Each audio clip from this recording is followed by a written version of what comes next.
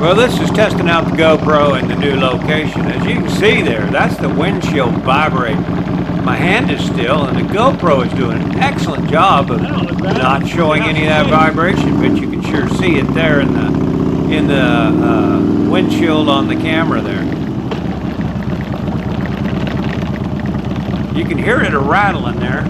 Something's rattling. I think what it is has nothing to do with the camera.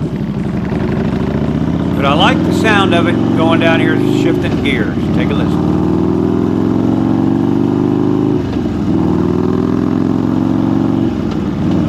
Well, how do you hear me? Let's see if this thing works any better this way. Oh, gravel truck.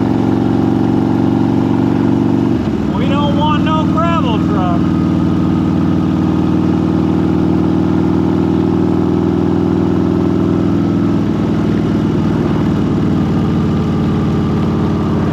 Naturally, you can hear it pretty easily going down, but here I flipped the camera and it is not the camera doing this, it's editing. Well, that's probably enough of a test to test and see how this is going. So now we flipped it over and we're looking at yours truly. So I'm going to do a little test here. I'm sitting up pretty straight. That's as far as I can tip that camera. So I think we got her tested out here. I don't know how wobbly I'm going to be. I'm still going to hold it now. See if that makes a difference. Might not, because I'm pretty shaky.